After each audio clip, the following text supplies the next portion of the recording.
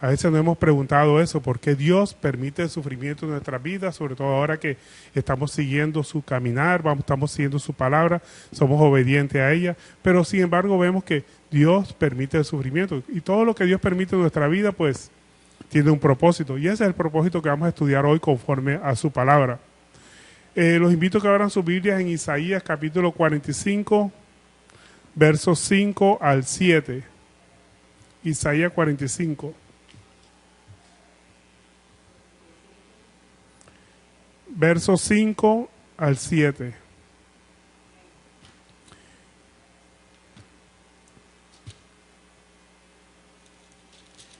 Isaías 45, versos 5 al 7. Dice, yo soy Jehová y ninguno más hay. No hay Dios fuera de mí. Yo te ceñiré aunque tú no me conociste, para que se sepa desde el nacimiento del sol y hasta donde se pone que no hay más que yo Jehová y ninguno más que yo, que formo la luz y creo las tinieblas, que hago la paz y creo la adversidad. Yo Jehová soy el que hago todo esto. Entonces vemos aquí la palabra de Dios nos está enseñando que Él es el que hace la luz, hace la oscuridad o las tinieblas, también hace la paz, pero también hace la adversidad. Dios tiene un conocimiento. ¿Por qué Dios permite todas estas cosas en nuestra vida? Porque Dios tiene un conocimiento anticipado de la voluntad humana. Él sabe quiénes se van a salvar, quiénes se van a condenar. Y con base en ese conocimiento anticipado que Él tiene de las cosas, Él prepara a los que lo van a seguir, o sea, a su pueblo. Los prepara y los ayuda con su misericordia. Y aquellos que no van a seguirlo, aquellos que tienen el corazón endurecido, pues Jehová se los endurece más. Si no recuerda la historia de Faraón, Dios le endureció más el corazón. ¿Por qué? Porque son rebeldes. Pero esas personas que son rebeldes a la palabra de Dios, viene la ira de Jehová. Mientras que los que tienen el corazón apto para escuchar su palabra y seguirla, pues van a estar colmados de su misericordia los va a seguir en todo momento. No habrá lugar en que una persona que es obediente, que escucha la palabra de Dios, no le alcance por la misericordia irá detrás de esa persona, la misericordia de Dios. Y lo importante es eso, que veamos la misericordia de Dios en todo momento, a través de la fe, es que podemos ver el actuar de Dios siempre actuando a nuestro favor.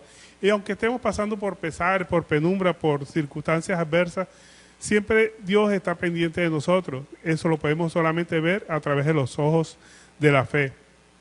Y vemos que Dios siempre cumple su propósito. Miremos lo que nos dice Hechos 2:23. Aquí vemos cómo Dios cumplió su propósito a través de la muerte de su Hijo Jesucristo.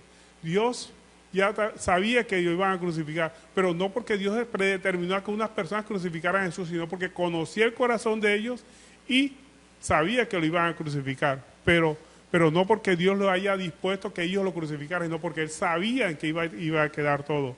Miremos lo que nos dice Romanos 2:23. Dice, a o sea, nuestro Señor Jesucristo, entregado por determinado consejo y anticipado conocimiento de Dios. Aquí vemos el conocimiento anticipado de Dios. Dice, prendisteis y matasteis por manos de inicuo, crucificándole, al cual Dios levantó, sueltos los dolores de la muerte, por cuanto era imposible que fuese retenido por ella. O sea, la muerte nunca podía retener a nuestro Señor Jesucristo. Entonces, todo está bajo el conocimiento de Dios. Todo lo que sucede está bajo el conocimiento de Dios, porque Dios en su omnisciencia, Él conoce todo anticipadamente. Por eso dice la palabra de Dios que todos los que van a ser salvos ya están inscritos en el libro de la vida desde antes de la fundación del mundo. Y por eso Dios ayuda a esas personas que van a ser salvas a través de su misericordia. Y los que no van a ser salvos, que ya sabe Dios quiénes van a ser, Dios le endurece su corazón para que crean en la mentira, se revuelquen en su mentira, en su vana manera de vivir. Pero Dios conoce a todas las personas, las que van a ser salvas y las que no van a ser salvas. Y convierte esas acciones que algunas personas determinan para hacernos mal, las convierte en bendición, así como le pasó a José, ¿verdad? José, los hermanos pensaron que le estaban haciendo mal a José, vendiéndolo como esclavo, y saben toda la vida el que terminó esclavo en Egipto, pero todo era para el bien de los planes de Dios para con su pueblo. A través de esa entre paréntesis o entre comillas, maldición que hicieron los hermanos con respecto a José, sirvió para bien. Mira lo que dijo José al final en Génesis 50:20. Vosotros pensasteis mal contra mí, mas Dios lo encaminó para bien. O sea, muchas personas le pueden estar haciendo mal a usted, pero Dios encamina todo ese mal que le están haciendo a las personas que son obedientes a la palabra de Dios en bien, como le pasó a José, ¿verdad? Vosotros pensasteis mal contra mí, mas Dios lo encaminó a bien, para hacer lo que vemos hoy, para mantener la vida de muchos pueblos. Entonces, el mal que posiblemente nos estén haciendo algunas personas, Dios lo permite en nuestra vida, pero ¿para qué? Para que se cumpla el propósito de Dios a través de esa maldad. Dios tiene conocimiento anticipado de todos los pensamientos de la persona, tanto buenas como malas, y utiliza esos pensamientos malos muchas veces para que se cumpla el plan el propósito de él, el propósito de Dios. Isaías mismo que dice que él formó la luz y también creó las tinieblas. Dios gobierna sobre el entorno de cada persona, gobierna el entorno abstracto. Hay cosas abstractas que nosotros no vemos, que están a nuestro alrededor. ¿Qué es lo que nosotros no vemos y que está a nuestro alrededor? El pensamiento de las personas, el corazón de la persona. Nosotros no conocemos el corazón de la persona. A veces se nos presenta con buena cara o con buenas acciones, haciéndonos cosas buenas, pero a veces son malas, ¿verdad? Entonces, esas cosas abstractas que no vemos, el Señor la sabe de antemano. Él conoce el entorno de cada persona, el corazón de las personas, los pensamientos, la voluntad de cada persona. Él conoce las personas que son mansas, o sea, que obedecen la palabra de Dios, las que son misericordiosas, y también que lo conoce a aquellos que son rebeldes y que están expuestos a la ira de Dios. Él lo conoce anticipadamente. Todo el entorno por el cual nosotros nos desenvolvemos, Él lo conoce previamente. Nosotros no vemos, nosotros no conocemos el corazón de las personas, que muchas veces nos pueden presentar con cara buena o haciéndonos favores, pero no sabemos las intenciones de las personas. Dios las conoce, así que no se ponga a estar adivinando, esta persona será buena conmigo, será mala. No, déjela. Si está actuando mal, Dios tiene el control de todo eso. Esa no es nuestra misión es predicar la palabra de Dios en todo momento. Quien discierne los corazones es Dios. Nosotros no tenemos la facultad de discernir los corazones, quien nos discierne. Pero la palabra sí nos dice que por su fruto conoceremos a las personas.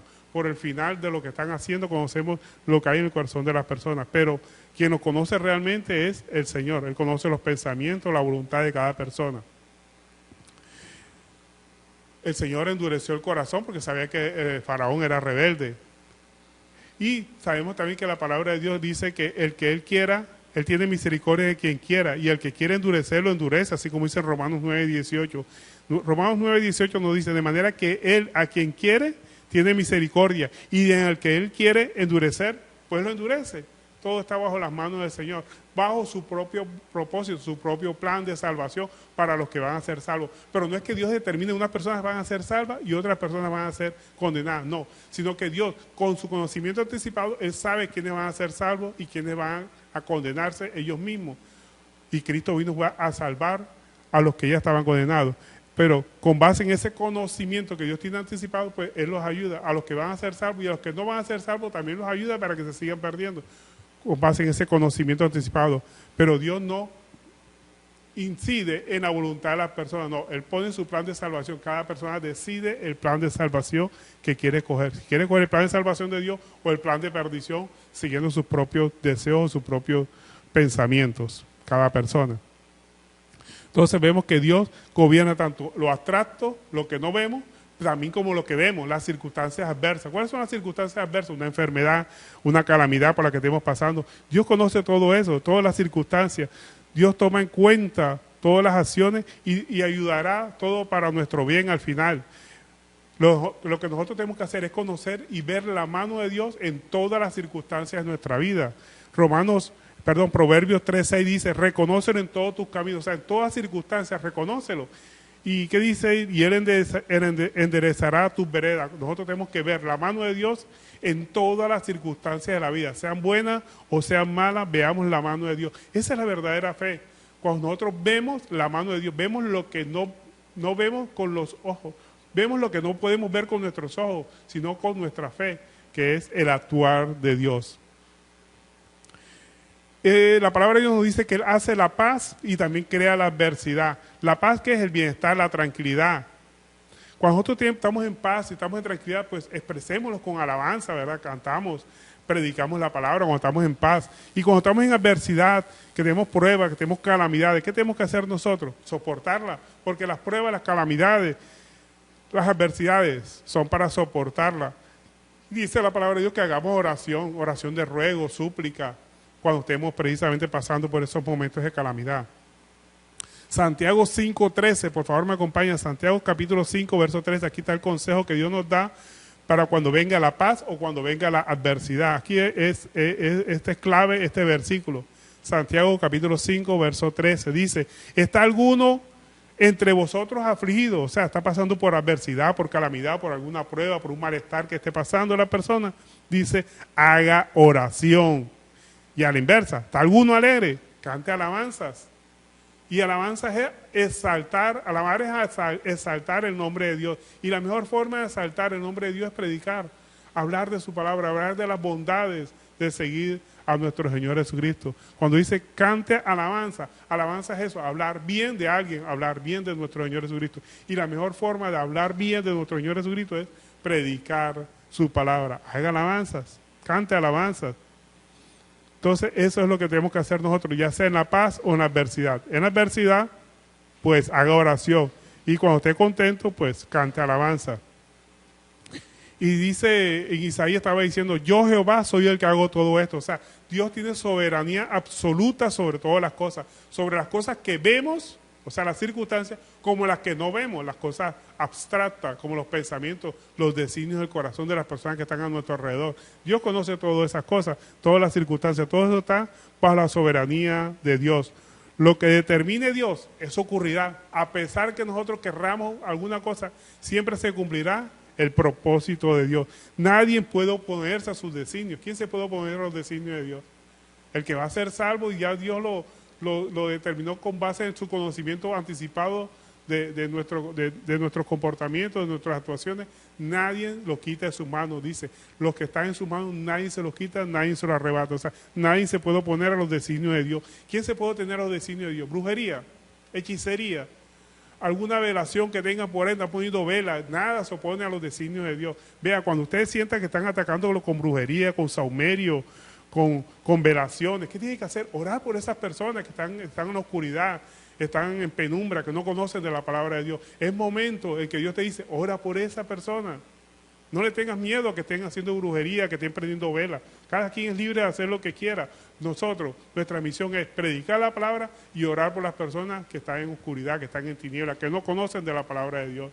Nosotros no podemos impedir que una persona prenda una vela. No podemos impedir que una persona haga brujería. No podemos impedir que una persona haga hechicería. No podemos impedirlo. No podemos impedir que una persona haga cosas adversas a la palabra de Dios. No podemos impedir. Lo que podemos hacer nosotros es orar por esa persona. Eso es lo que nos ha mandado Dios, a orar por ellos y a predicar la palabra de Dios. Dios es el que pone presidente, pone gobernante. Nosotros no tenemos que tener miedo a un presidente que venga con malas intenciones. No, Dios es el que pone, acuérdense que la palabra de Dios dice que Él es el que pone gobernantes. Él pone reyes, Él quita reyes, Él los pone en su momento, todo para cumplir su propósito. Así que no tengamos miedo a presidentes, a ejércitos, saumerios, velaciones, hechicería, brujos, nada de eso. Todo está bajo el control de Dios. Dios tiene soberanía absoluta, ¿verdad? Nadie se escapa de la soberanía de Dios. Por mucho trabajo de hechicería que una persona pueda hacer, no puede ir contra los planes de Dios. Los planes de Dios siempre se cumplirán. Ni el diablo, ni Satanás, ni los brujos, ni los demonios, nada atenta contra el poder de Dios. Dios es soberano sobre todo eso. Así que no le tenga miedo a que si están haciendo trabajo de hechicería, a que si le tocan la ventana, a que si siente un ruido, a que si están así prendiendo velas por ahí. No le tenga miedo a nada de eso. Ore por esas personas, ore por esas personas que están haciendo brujería, ore por esas personas que están poniendo velas, ore por esas personas que están poniendo saumerio, que están en oscuridad, están en ignorancia de la palabra de Dios. El propósito de Dios, la soberanía absoluta de Dios, siempre se cumplirán sus planes. Nunca el plan del maligno ni las personas malas, nunca se cumplirá. Siempre el plan de Dios prevalece sobre todas las cosas. Así que no tenga miedo a nada de eso. Miren lo que nos dice la palabra de Dios con respecto a eso. Hechos capítulo 4, verso 27. Hechos capítulo 4, verso 27 nos enseña precisamente a que la soberanía, el plan está conforme a la soberanía absoluta de Dios. Siempre se cumplirá, se cumplió en su Dios Jesucristo. Y miremos qué más pasa aquí. Hechos capítulo 4, verso 27. Dice, porque verdaderamente se unieron en esta ciudad contra tu santo Hijo de Jesús. O sea, los hombres se unieron contra Jesús, a quien tú ungiste. Herodes y Poncio Pilato, con los gentiles y el pueblo de Israel, para hacer cuanto tu mano y tu consejo habían antes determinado que sucediera. Fíjese usted, muchas personas dirían, ve, mataron al Hijo de Dios, acabaron con el plan de Dios. ¿Cuál acabaron? Todo eso estaba entre los planes de Dios.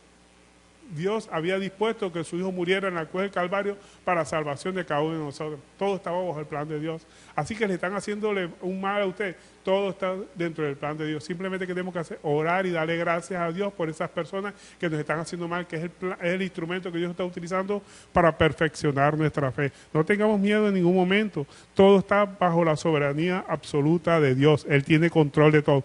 Pero eso sí, hay responsabilidad humana para aquellas personas que están haciendo el mal. No vayan a creer esas personas a quedar tranquilas por ahí hicieron el mal porque estaba bajo el control de Dios todo. No, los que hacen el mal pues tendrán que pagar su mal. Pero a través de esos actos que las personas malas hacen está el control absoluto de Dios.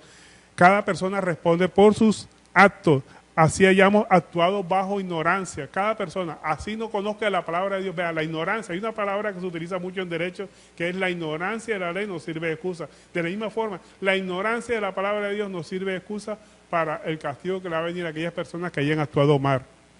Isaías 26:11 nos dice, Jehová, tu mano está alzada, pero ellos no la ven. Verán al fin y se avergonzarán los que envidian a tu pueblo, y a tus enemigos fuego los consumirá. O sea, la mano de Dios está sobre todas aquellas personas que no hacen la voluntad de Dios. Yo conozco personas que actúan mal y siempre dicen, no, yo odio a fulanito, pero con Dios no, yo con él no me meto. O sea, si una persona se mete contra un hijo de Dios, se está metiendo contra Dios mismo. Es un enemigo de Dios y la ira de Dios está sobre esa persona. Lo que tienen que hacer es arrepentirse. Mire también lo que nos dice Hechos capítulo 3, verso 17. Hechos capítulo 3.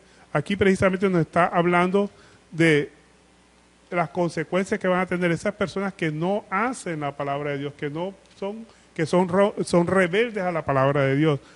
Hechos capítulo 3, verso 17.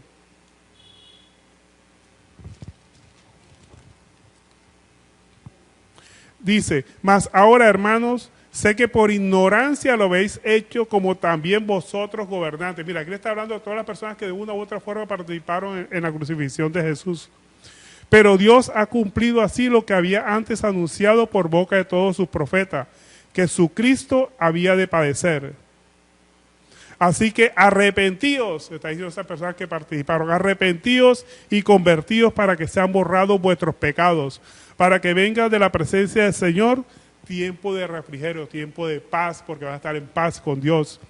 Y Él envíe a Jesucristo que os fue antes anunciado, a quien de cierto es necesario que en los cielos reciba hasta los tiempos de la restauración de todas las cosas, de que habló Dios por boca de todos sus santos profetas que han sido desde tiempos antiguos.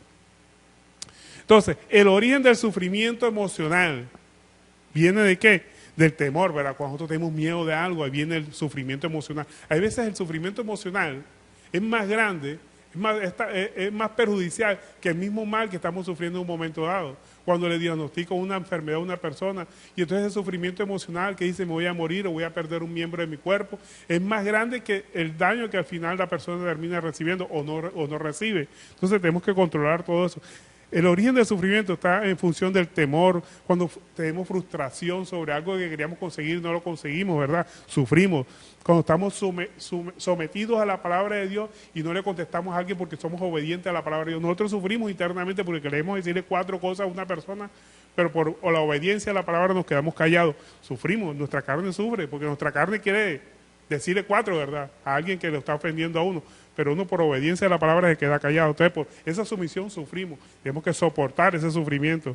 Por impotencia ante situaciones que sucedan. Hay cosas que no están fuera de nuestra mano, que quisiéramos solucionarlo, pero nuestra capacidad, ya sea económica, financiera, qué sé yo, tantas cosas que pueden pasar en nuestra vida, que no está fuera de nuestro alcance, pues tenemos que soportarlo. El sufrimiento tenemos que soportarlo, no tenemos que desesperarnos en ningún momento. Todo ese sufrimiento, ya sea por temor, por frustración, por sumisión, por impotencia, son superados por medio de la fe, confiando que Cristo tiene el control de todo lo que esté sucediendo, que Él nos va a dar la fortaleza suficiente para soportarlo, no para tomar nuestras propias decisiones, sino para soportarlo, porque todo lo que nos suceda, acuérdense lo que dice Romanos 8:28, todo lo que nos suceda es para nuestro bien, todo, todo. Dios lo ha permitido en nuestra vida, aunque no lo intentamos en el momento, todo va a ser para nuestro bien. Todo para lo que conforme a su propósito son llamados. Todo va a ser para su bien. Entonces, Dios permite el sufrimiento para recordemos que somos frágiles. Que aprovechemos el tiempo es corto. Aprovechemos el tiempo. Nuestros días son cortos, nuestros deseos carnales son vanos. Respetemos, hagamos tesoros en el cielo. Lo más importante, hacer el bien y aplicar la regla de oro en todo momento. ¿Cuál es la regla de oro y que nos va a ir bien? Lo que no queremos que le hagan a otros, no lo hagamos con esa. Lo que no queremos que nos hagan a nosotros, no lo hagamos a otra persona. Y lo que queremos que nos hagan a nosotros, hagámoslo a otra persona. Esa es la regla de oro. Practique esa regla de oro que Dios lo ve con buenos ojos y también todas las personas lo van a ver con buenos ojos. Entonces, esa es la forma de aprovechar el tiempo, siempre haciendo el bien y practicando la regla de oro, que es hacer el bien aunque nos hagan el mal, pagar bien aunque nos pagan mal. Hacer lo que a nosotros nos gustaría que nos hagan, hacerlo a otro. Usted no quiere que le griten, usted no quiere que lo ofenda, entonces no ofenda. Usted no quiere que lo griten, no grite. Amén. Entonces tenemos que practicar esa regla de oro. Y haciendo esto, pues, hacemos tesoro en el cielo. Ese es el verdadero tesoro que Dios quiere que hagamos nosotros, haciéndole el bien a todas las personas. Acuérdense que nosotros somos como hierba. Y nuestra riqueza o los bienes que hayamos conseguido aquí en la tierra son como flor del campo. La hierba se seca y la flor se cae. De nada sirve.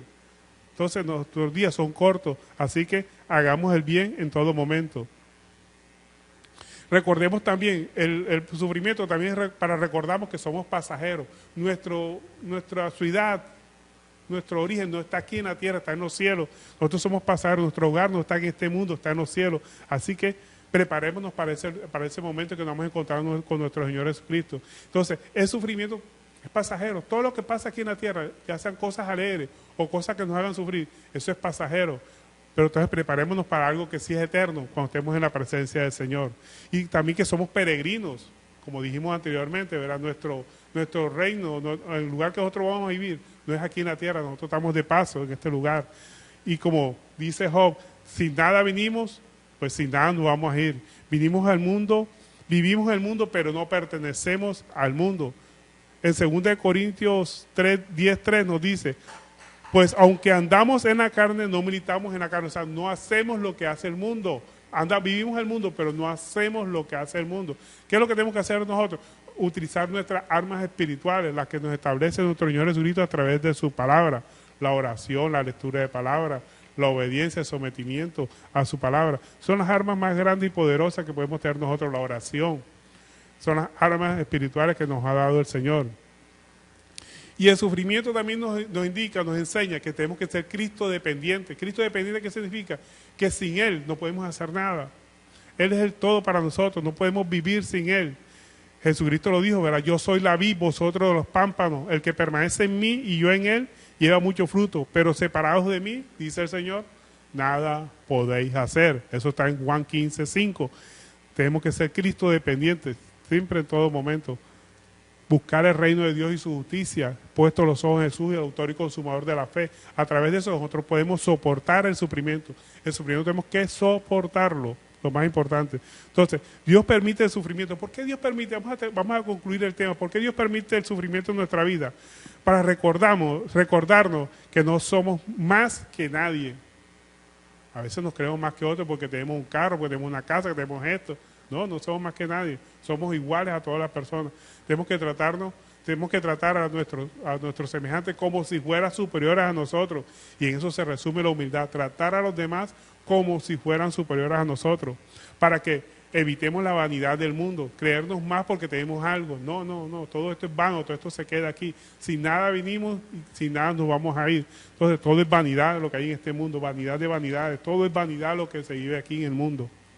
Para que podamos evitar el orgullo en nuestra vida y seamos humildes, porque el Señor lo que quiere es eso, que haya humildad en cada uno de nosotros. Dios permite el sufrimiento para que ayudemos, para ayudarnos a ser felices. Cuando nosotros entendemos que el sufrimiento Dios lo permite para que seamos felices, cuando nos muestra el camino podemos entender el verdadero fundamento del sufrimiento. Evitemos la rebeldía para con Dios. Lo que Jesucristo quiere, que lo imitemos a Él. ¿Y cuáles son las características fundamentales que debemos imitar de Jesucristo? Que seamos humildes y mansos como Él fue, ¿verdad? Él dijo, sean mansos y humildes como soy yo. ¿Qué significa ser manso? Que anteriormente éramos rebeldes a la palabra. Lo contrario a humilde, perdón, al contrario a rebelde es manso. Entonces que seamos obedientes a la palabra. Manso es obediente a su palabra. Y humilde quiere decir tratar a los demás como si fueran superiores a nosotros. En eso se resume cuando nuestro Señor Jesucristo dijo, soy manso y humilde y que nosotros seamos mansos y humildes como el fue en todo momento. Y que el resultado del sufrimiento, de ese aguante en Cristo Jesús, ¿cuál fue el resultado del sufrimiento en Cristo? Nos justificó a toda la humanidad. Nos hizo salvos a través de ese sufrimiento en la cruz del Calvario. A través del sufrimiento de Cristo en la cruz del Calvario nos hizo salvos. Cristo cargó nuestros pecados y Él quedó satisfecho, Él quedó contento con ese sufrimiento que Él tuvo a través de la cruz del Calvario porque se cumplió el objetivo de su Padre Celestial. En la obediencia de Cristo está la salvación nuestra. Miremos lo que nos dice Isaías 53:11. Vemos aquí cuál fue el fruto de la aflicción de Cristo, del sufrimiento de Cristo. Ya estaba profetizado en Isaías. Isaías 53:11 ya había dicho cuál era el fruto del sufrimiento de Cristo. Isaías 53:11 nos dice, verá el fruto de su aflicción de su alma y quedará satisfecho. Por su conocimiento justificará mi siervo justo a muchos, o sea, la justificación de todos nosotros, y llevará las iniquidades de ellos, o sea, cargará nuestros pecados. Entonces aquí vemos el fruto de la aflicción, del sufrimiento de Cristo, la justificación de toda la humanidad, de los que creen en Él, y que Cristo cargó con los pecados de esas personas que aceptan a Cristo como su Salvador y son obedientes a la palabra, lo tienen como su Señor y Salvador. ¿Y cuál es el resultado del sufrimiento en nosotros, del aguante, del permanecer callado ante el sufrimiento, el creer y saber que Cristo es el que tiene control de todo y que todo es permitido por Dios con un propósito en nosotros, que nos va a dar paciencia? Mira, la paciencia solamente se gana en el sufrimiento. Nadie puede obtener paciencia si no ha pasado por el sufrimiento. Solamente en el sufrimiento se obtiene la paciencia. Y a través de esa paciencia, y cuando vemos que ese sufrimiento fue por algo para bien para nosotros, nos llevamos al agradecimiento. Empezamos a ser agradecidos con Dios, porque es Dios perfeccionándonos en todo momento. Es a través del sufrimiento Dios permite que seamos perfeccionados. Agradecimiento por gozar del bienestar de cada área de nuestra vida, porque Cristo reina en nuestra vida y ya estamos contentos porque es el que gobierna. Esperamos el tiempo del Señor y eso es lo que es ser paciente. La paciencia solamente se adquiere en la aflicción. No hay paciencia que no se pueda adquirir sino solamente por la aflicción. Y esa paciencia que es fruto de la aflicción nos va a llenar de gozo. Y podemos terminar nosotros, como dijo el salmista en el Salmo 40, dice, pacientemente esperé a Jehová. Mire lo que dice el Salmo 40, verso 1. Pacientemente esperé a Jehová y se inclinó a mí y oyó mi clamor. Y me sacó del pozo de la desesperación, o sea, del sufrimiento. Dios nos saca del sufrimiento cuando sabemos esperar pacientemente. Y ese pozo del sufrimiento, de la desesperación que habla la Biblia, del lodo cenagoso, es precisamente ese estado calamitoso en que podamos estar un momento dado. Y es el que nos va a dar al final la paciencia. Y dice, puso mis pies sobre peña y enderezó mis pasos. Y viene lo bueno después, en el verso 3, dice, puso luego en mi boca cántico nuevo. ¿Qué es cántico nuevo? Agradecimiento. Anteriormente andábamos quejándonos por todo, quejándonos de lo que nos pasó, quejándonos de que nos pasó algo malo, quejándonos de la enfermedad. Ya empezamos a hablar como quiere el Señor que hablemos. Agradecimiento en todo momento. Somos agradecidos inclusive por las cosas malas que nos hayan pasado. ¿Quién agradece las cosas malas? Solamente aquel que tiene a Cristo en su corazón, porque sabe que por lo que pasó es para perfeccionarlo. Por eso dice, cántico nuevo puso en mi boca, alabanza a nuestro Dios. Verán esto muchos y temerán y confiarán en Jehová. ¿Cómo no van a confiar en Dios las personas que vean a uno dándole gracias a Dios por un estado calamitoso o de sufrimiento por el que hayamos pasado, sabiendo nosotros que eso utilizó Dios para perfeccionarnos a nosotros. Vea, y lo más importante del sufrimiento, las consecuencias del sufrimiento. Mire otra consecuencia del sufrimiento, la dijo el apóstol Pablo. Miremos lo que nos dice Filipenses 4:12. Consecuencias del sufrimiento por el que pasó el apóstol Pablo. Filipenses 4:12 dice, sé vivir humildemente. Mire, consecuencia de qué? Del sufrimiento por el que había pasado el apóstol Pablo. Sé vivir humildemente y sé tener abundancia.